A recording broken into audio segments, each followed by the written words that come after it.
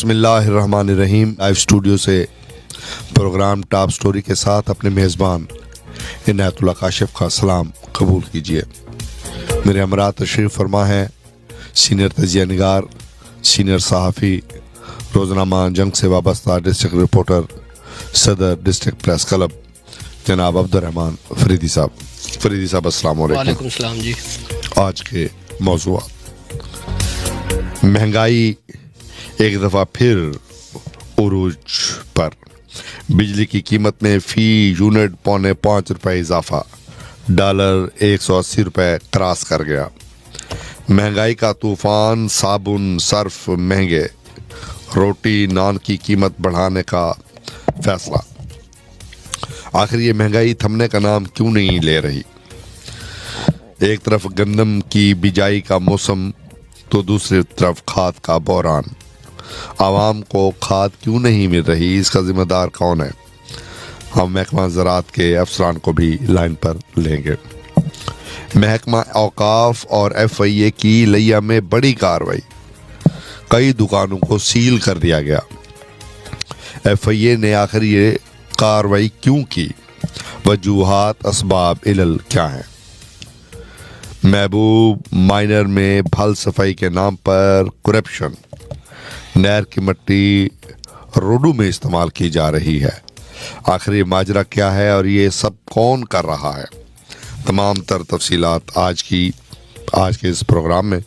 इससे पहले कि मैं प्रोग्राम की तरफ बढ़ूं, आपसे माजरत के गुज़श्ता कई प्रोग्राम मिस हुए।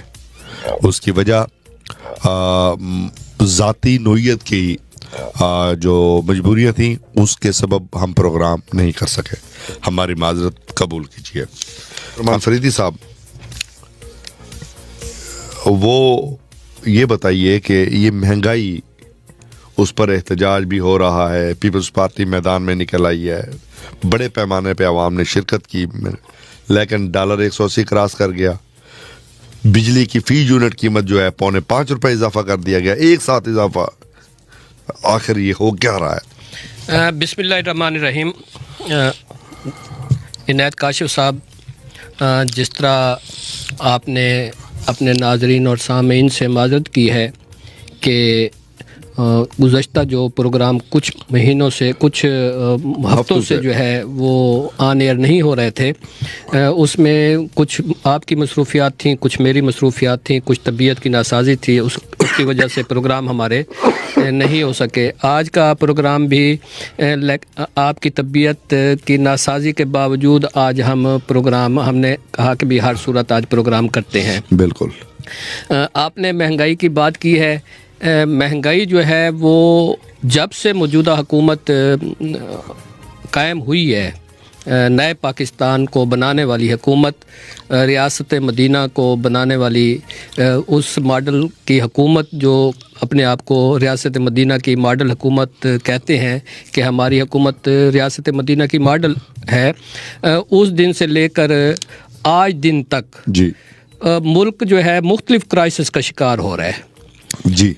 कभी वो महंगाई का क्राइसिस आ जाता है, कभी पेट्रोल की कीमत में इजाफे का क्राइसिस आ जाता है, कभी जो है वो खादों के बहरान आ जाता है, कभी जो है हमारे लोग जो है मुख्तलिफ उस दिन से लेकर आज दिन तक मैं समझता हूँ कि कोई दिन ऐसा नहीं है कि जिसमें अवाम को की मुश्किलात में इजाफा ना हुआ हो। सही है। जहाँ तक महंगाई की बात है, महंगाई रोज़ बरोज़ बढ़ती जा रही है, लेकिन इस बढ़ती हुई महंगाई पर जो हमारे वुज़रा हैं, वफाकी वुज़रा हैं, सूबाई वुज़रा हैं, हमारे दीगर जो अमायदीन हैं, उनके मज़ाक़ा खेज़ जो बयानात और स्टेटमेंटें हम देखते हैं, सुनते हैं, उनको सुनने के बाद दिल कुढ़ता है कि एक तरफ अवाम मुसीबत में है, दूसरी तरफ हमारे जो वुज़रा हैं वो अवाम के साथ मजाक करते जा रहे हैं। महंगाई की जो शरह है उसको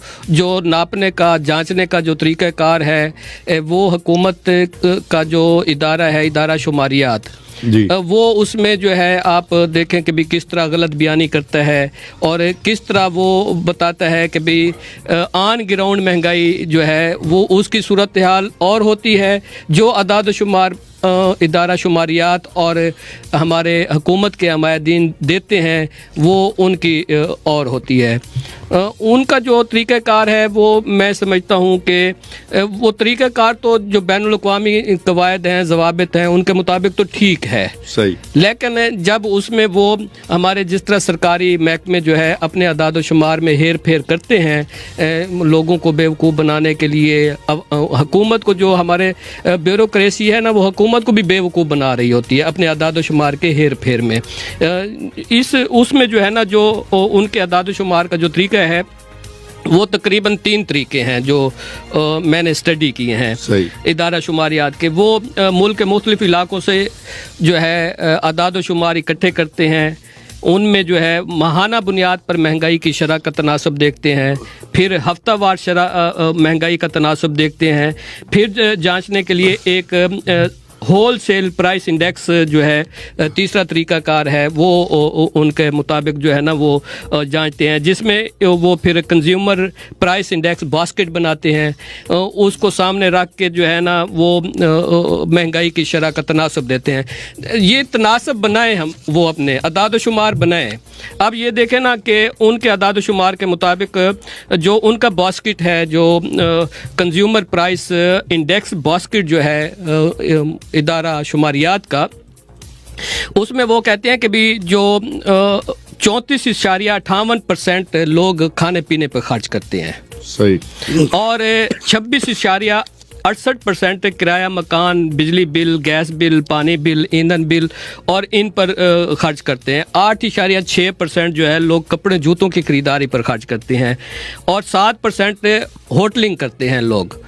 ہوٹلنگ کے ساتھ ساتھ جو ہے وہ دیگر جو اپنے ان کے وہ ہوتے ہیں، اور 6% جو ہے وہ نقل و حمل پر خرچ کرتے ہیں، آمد و رفت پر خرچ کرتے ہیں، 4% جو ہے گھر کی تزئین و آرائش پر خرچ کرتے ہیں، 3.8% تعلیم پر خرچ کرتے ہیں، صحیح، اور 2.7% جو ہے نا لوگ اپنی صحت پر خرچ کرتے ہیں۔ یہ جو ماہرین کہتے ہیں کہ یہ جو اعداد و شمار جو وہ بتاتے ہیں جی، یہ ان کا جو تناسب ہے شرح بنانے کا طریقہ کار ہے وہ ٹھیک ہے، وہ ہوگا، لیکن جو موجودہ مہنگائی ہے اس میں یہ اعداد و شمار فٹ نہیں ہوتے، میں جو سمجھتا ہوں۔ صحیح، یہ اب شماریات اور حکومت کہتی ہے کہ 10.9% جو ہے وہ مہنگائی کی شرح ہے، جبکہ آپ جائیں نا، آپ آلو خریدنے جائیں، آپ گھی خریدنے جائیں، آپ آٹا خریدنے جائیں، آپ دالیں خریدنے جائیں، آپ گوشت خریدنے جائیں، اور آپ پٹرول خریدنے ڈلوانے جائیں اپنی موٹر سائیکل میں یا گاڑی میں، تو آپ کو پتہ چلے گا کہ ہاں بھی آپ کی جیب میں کتنے پیسے ہیں اور آپ کو چیز کتنی قیمت میں مل رہی ہے۔ صحیح ہے۔ یہ ہمارا جو آن گراؤنڈ مہنگائی کا جو تناسب ہے نا، میں نہیں سمجھتا کہ سرکاری اعداد و شمار اور جو ہمارے وزراء کے، ہمارے وزیر اعظم کے مزگہ خیز جو بیانات ہیں وہ اس سے میچ کرتے ہوں۔ فریدی صاحب، اسی مہنگائی کا رونا سب رو رہے ہیں۔ آج پورے پاکستان میں پاکستان پیپلز پارٹی نے احتجاج کیا، لیا میں بھی احتجاج ہوا۔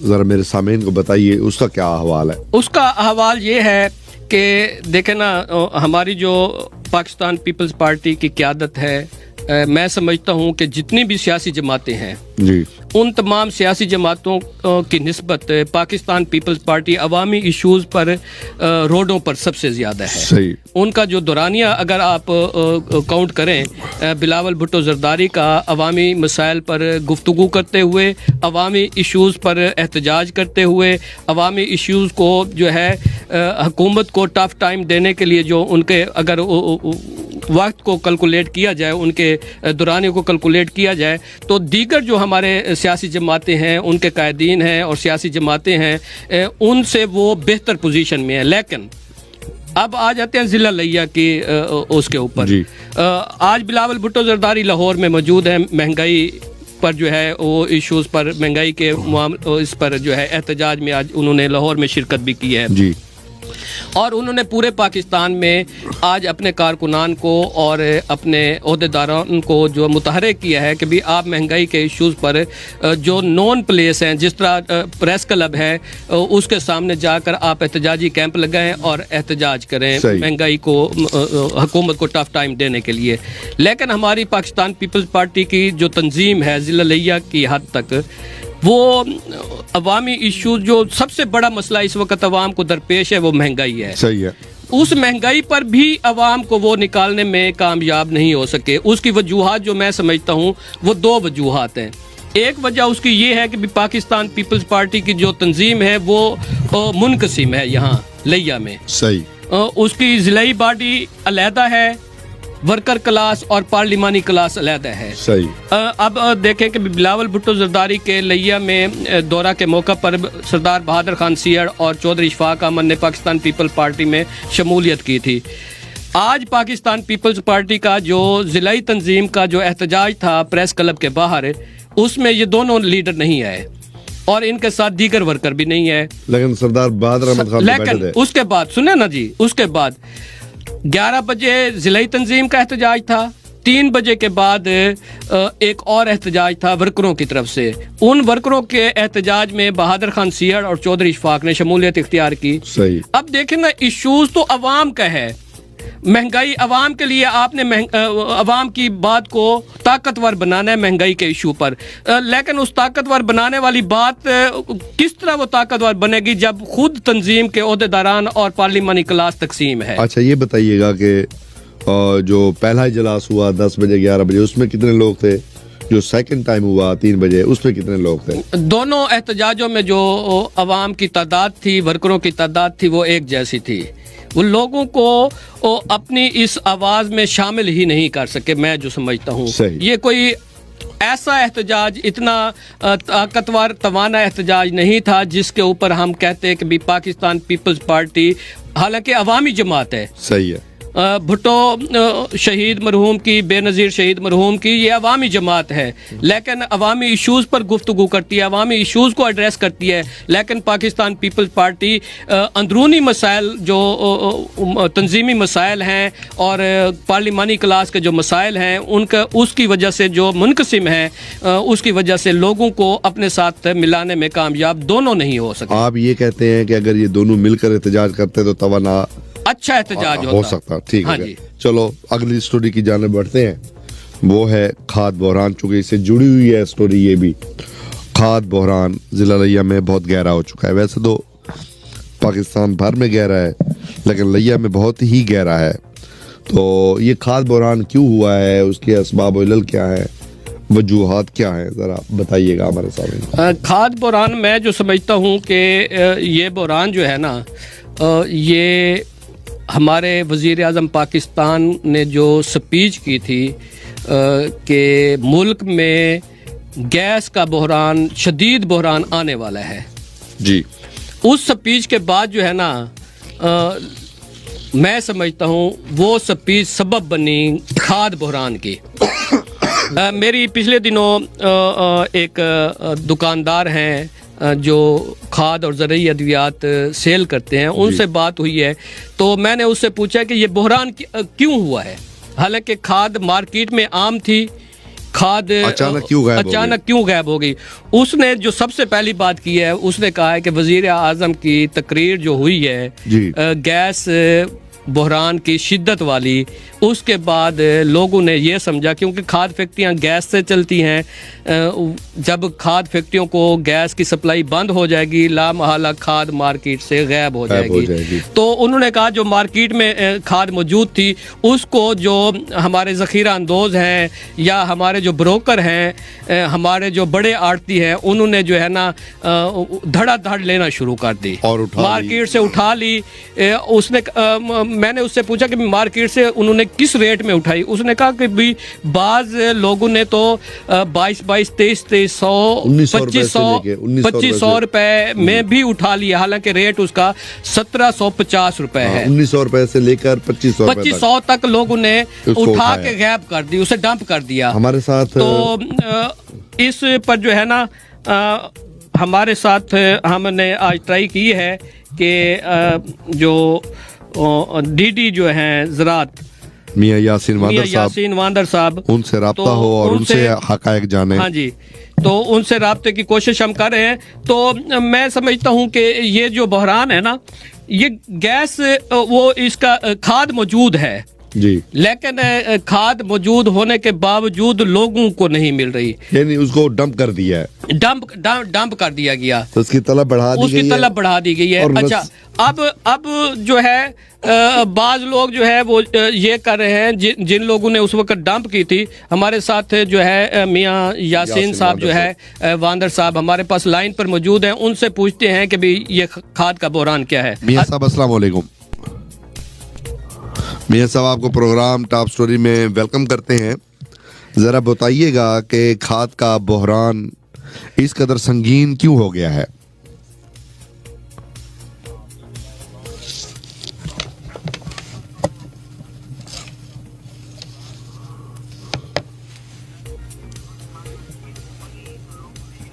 पाकिस्तान में भी अब ये बढ़ जाएगी, इसकी वजह से वो एक पैदा हुआ एक रुझान के ज्यादा से ज्यादा खादें हासिल की जाएं और अपने पास रखी जाएं और उसको स्टोर किया जाए।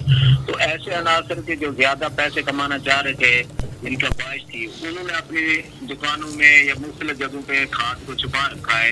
या कुछ काश्तकार भी ऐसे हैं कि जो जिनकी जरूरत बेशक 2 गट्टू है, लेकिन उन्होंने भी 2 की बजाय 4 और ज्यादा छुपा रखे हैं। अब सप्लाईज आ रही हैं और गवर्नमेंट हमें बता भी रही है, ऊपर से यानी हमें डिस्पैचेस का बताया जाता है, जहाँ जहाँ सप्लाई आती है वहाँ हम जाके इसको सेल आउट करवाते हैं सरकारी रेट पर। अच्छा, ये बताएं कि जिन लोगों ने खाद, मेरी यार सुन लें, जिन लोगों ने खाद डंप की है, स्टोर की है, अब तक आपने उनके खिलाफ क्या कानूनी कार्रवाई की है? जी बिल्कुल, रोजाना की बुनियाद पर कार्रवाई हो रही है। अब आज देखें, आज लुधियाना साइड पर हम गए थे, तो एक काशिफ ट्रेडर है, उनकी खाद आई हुई थी कोई 700 कट्टू के करीब। वो भी जब हम पहुंचे तो वो भी मुख्तलिफ उसमें छुपा रहे थे। हमने वहां से जहाँ जहाँ उन्होंने छुपाई थी निकाल के उनकी दुकान पे जाके सरकारी रेट पे सेल करवाई। और एक डीलर की और की आई थी, वो 1000 बैग, वो हमने उसके स्टोर में रखवाई ताकि कल हमारा बन जाके सुपरवाइजरी सेल करवाएगा। इस तरह और शाम को आते हुए एक और स्टोर मुझे मिल गया, वहाँ भी मैंने उनसे लिखवा लिया कि कल हमारी मौजूदगी में ये जो है सरकारी रेट पे सेल होगी। अच्छा मियाँ साहब, मैं आपसे यहाँ पूछना चाह रहा हूँ कि जिला लिया में तकरीबन 6,81,000 एकड़ गंदम काश्त हुई है इस वक्त। जी बिल्कुल सही फरमा रहा हूँ। अच्छा, ये जब एक एकड़ में जो है कितनी खाद की बोरियां अब डाली जाएंगी? ये मोहतरम तकरीबन 2.25 के हिसाब से यूरिया फी एकड़ इस्तेमाल होती है। तो हमारे यहाँ क्योंकि रेतला रकबा है और रेतले रकबे में हमारा काश्तकार पसंद करता है कि ये तकरीबन 1 बोरी 1.5 बोरी यूरिया इस्तेमाल कर लेता है और 1 बोरी गवारा खाद एक होती है, कैल्शियम अमोनियम नाइट्रेट। जी वो ज्यादा पसंद करते हैं हमारे काश्तकार के, एक बोरी वो भी डाल लेते हैं, जो खासतौर पर रेतले रकबे के हाजरात होते हैं काश्तकार। तो मतलब तकरीबन हमारा 6 लाख 6.5 लाख गवारा की कंजप्शन होती है, गवारा खाद की। अच्छा मियाँ साहब, अब जो मैंने लाइनें देखी हैं मुख्तलिफ दुकानों पर लिया शहर में ख़ास तौर पे, उसमें दूर दराज से हमारे काश्तकार भाई आए हुए होते हैं, लाइन में लगे होते हैं। जब उनसे मैंने पूछा कि आपका कितना रकबा है, कोई मुझे कहता है 25 एकड़ है, कोई कहता है 10 एकड़ है, कोई कहता है 5 एकड़ है। तो मैंने कहा कितनी आपको खाद मिल रही है, तो वो कहते हैं 1 बोरी, और दूसरी बोरी लेने के लिए हमें दोबारा कल, उन्होंने कहा है कल आप आएँ। वो लंबी लाइन में लगे होते हैं। ये सिस्टम ख़त्म नहीं हो सकता कि भी इनको डीलरों को आप पाबंद करें कि जो है ये कंट्रोल रेट पे खाद आम कर दें? सर, आपने जो मुशाहिदा किया है वो किसी हद तक ठीक भी है। सप्लाईज आती हैं तकरीबन डेली 6,000, 7,000, 8,000 बोरी रोजाना की बुनियाद पर आती है। तो अब काश्तकार तो शायद हम काश्तकार को ये समझाने में शायद कामयाब नहीं हुए कि खाद की कोई शॉर्टेज नहीं है, और ये बेसब्री का मुजाहरा नहीं करना, क्योंकि एकदम तो सारी खाद इस्तेमाल नहीं हो जाती। پہلے پانی کے ساتھ وہ ایک بوری استعمال کرتے ہیں یا تو ایک سے تھوڑا سا کم استعمال کرتے ہیں. اب صورتحال یہ ہے کہ کاشتکار کہتے ہیں کہ مجھے سب ایک ہی دفعہ مل جائے. میاں یاسین صاحب آپ کا بہت شکریہ. یہاں پر وقت ہوا چاہتا ہے بریک. آپ نے ان کی گوش گزار کرنا تھا ایک مسئلہ زراعت کے حوالے سے, وہ ذرا بتا دیجئے. زراعت کے حوالے سے بھی ہے. میں میونسپل کمیٹی لیا کی انتظامیہ کو جو ہے نا وہ لوگوں کی ایک شکایت ہے جو ہماری جو دریا ہے لالا کریک جو ہے اس کے ساتھ جو رہنے والے ہیں ان کی شکایات ہیں.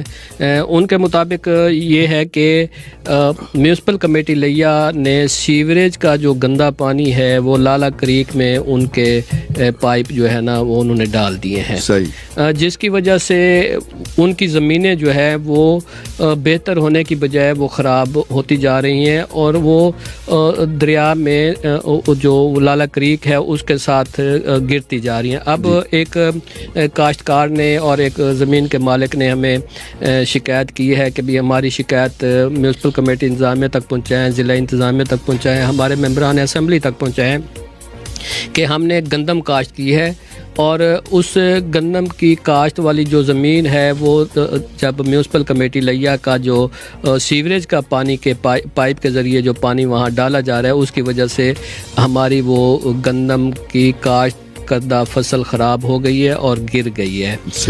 تو ان کا مطالبہ یہ ہے کہ یہ جو گندا پانی کے نکاسی ہے وہ اس کو بند کیا جائے یا اس کا کوئی پراپر وے جو ہے وہ بنائے میونسپل کمیٹی, ہماری فصلات اور ہماری زمینوں کو خراب نہ کیا جائے. بالکل یہ ان کا مطالبہ تھا. ایف آئی اے نے اور محکمہ اوقاف نے مل کر لیا میں ایک بڑی کارروائی کی ہے اور بہت ساری تاجر برادری کی دکانوں کو سیل کر دیا ہے اور 12 سے زائد لوگوں کو گرفتار بھی کر لیا.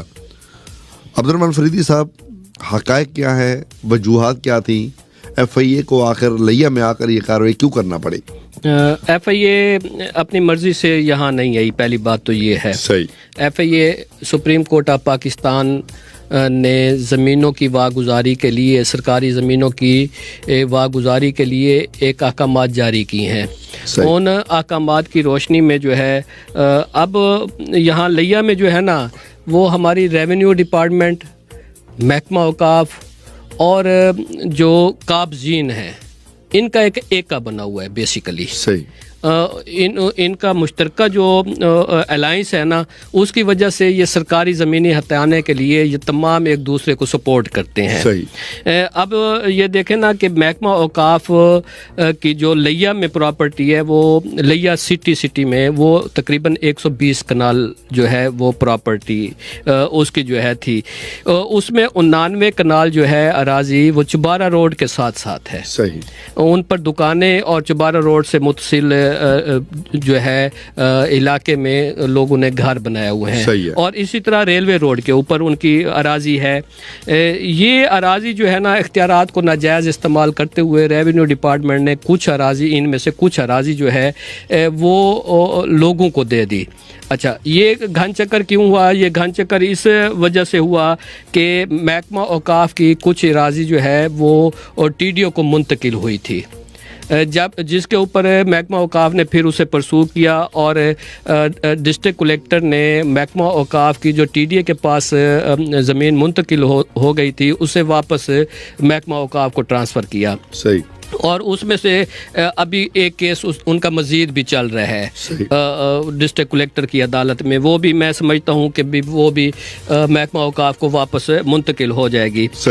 اب ریلوے روڈ پر جو ہے وہ بھی محکمہ اوقاف کی جو ہے تقریباً وہ اراضی جو ہے وہ 17 کنال اراضی جو ہے وہ بر لبے سڑک ہے اور اس میں سے 22 کنال اراضی جو ہے وہ سڑک سے ساتھ متصل محلے میں ہے, جس پہ جو بڑلبے سڑک ہے اس کے اوپر لوگوں نے دکانیں بنائی ہوئی ہیں, جو روڈ کے ساتھ متصل محلوں میں ہے اس پر لوگوں نے گھر بنا دیے ہیں. آپ کو پتہ ہوگا, یاد ہوگا کہ یہاں ایک ٹانگا سٹینڈ بھی ہوا کرتا تھا کسی زمانے میں, وہ محکمہ اوقاف کی پراپرٹی تھی. اب وہاں ٹانگا سٹینڈ نہیں ہے, وہاں لوگوں نے دکانیں بنائی ہوئی ہیں.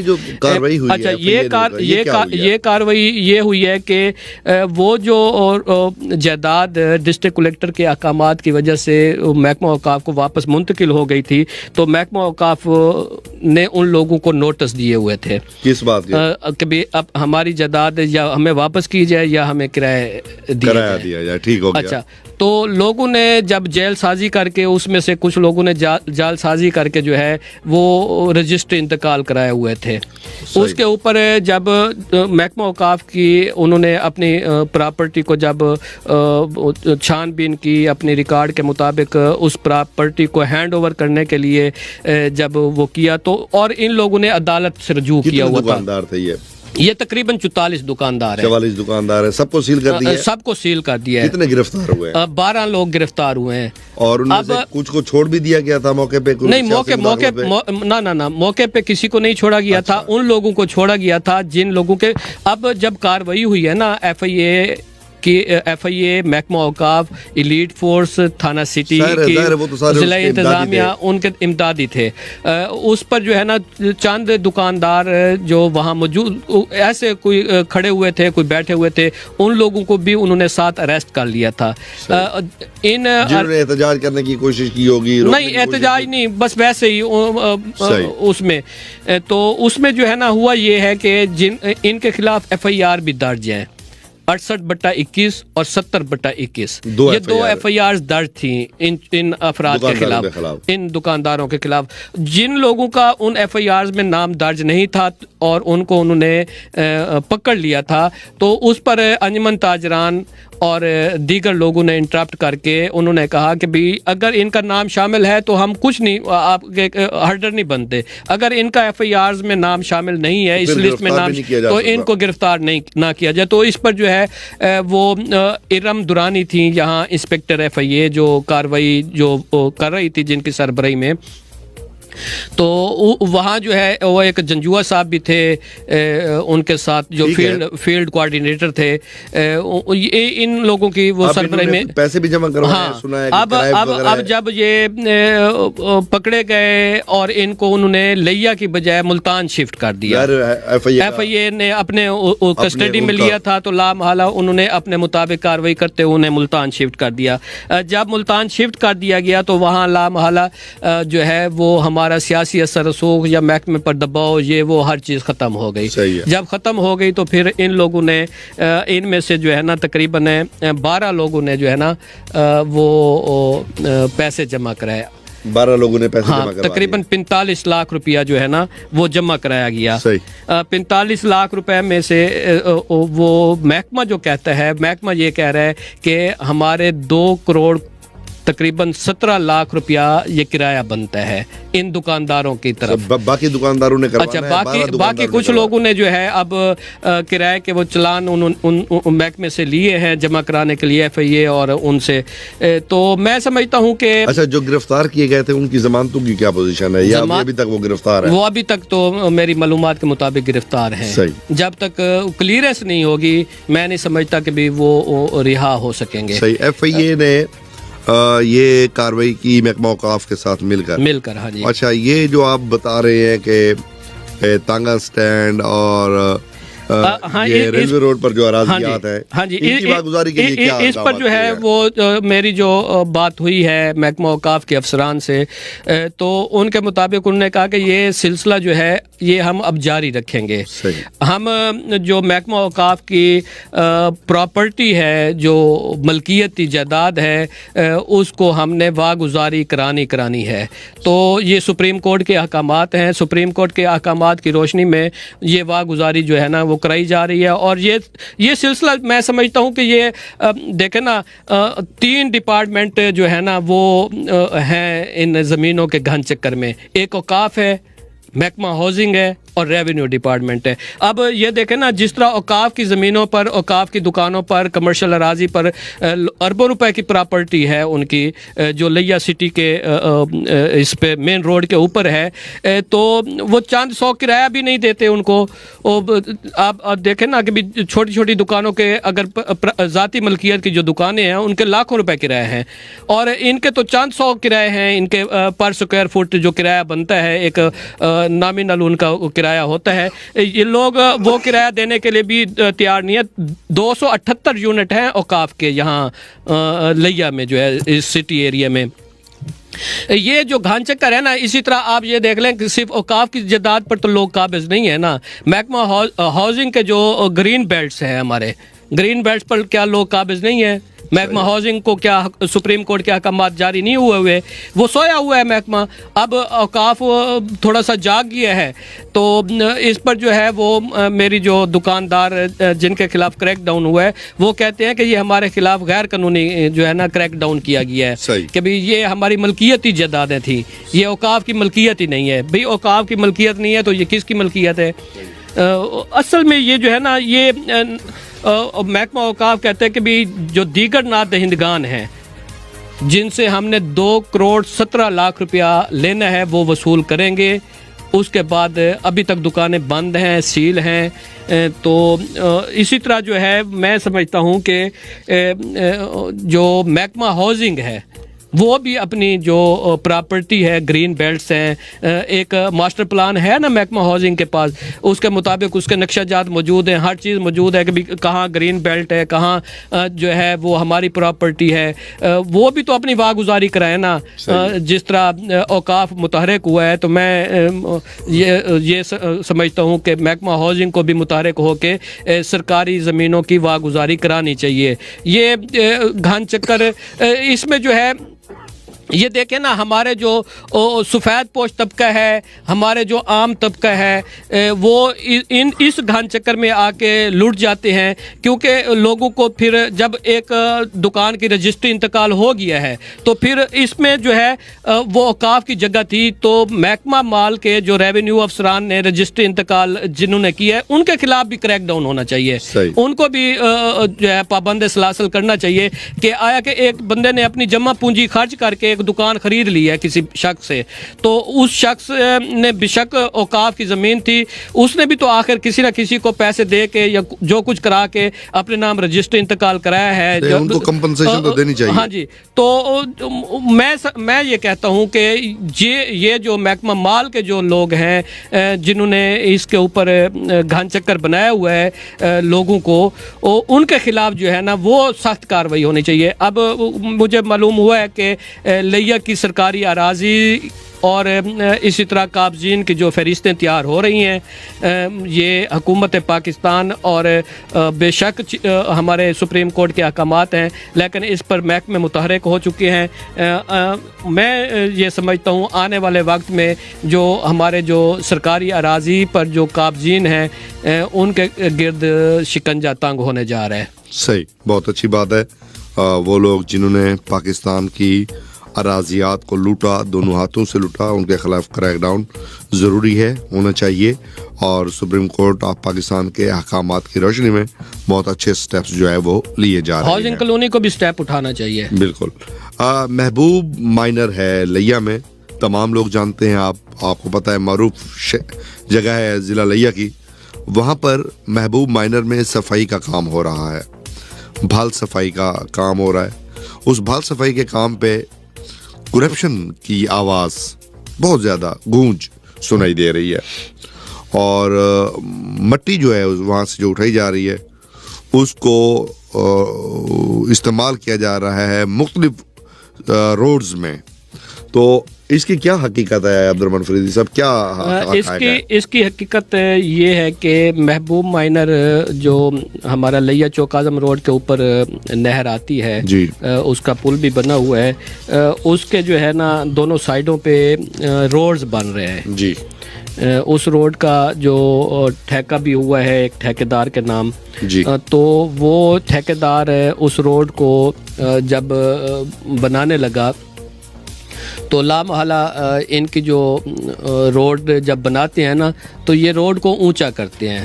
روڈ کو اونچا کرنے کے لیے وہاں مٹی جو ہے نا وہ ڈالتے ہیں. صحیح. اچھا, یہ مٹی جو ہوتی ہے اس کرپشن کی یہ ایک عجیب کہانی ہے نا کہ ہمارے یہاں روڈز جب بنائے جاتے ہیں کوئی زیرو لیول نہیں ہے, ہمارے شہر کا, ہمارے ضلع کا.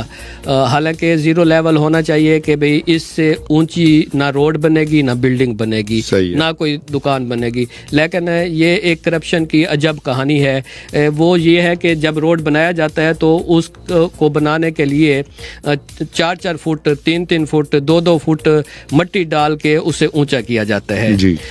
اب اس ٹھیکیدار اور محکمے نے ملی بھگت یہ کی ہے کہ اس روڈ کو ہم اونچا کر دیتے ہیں.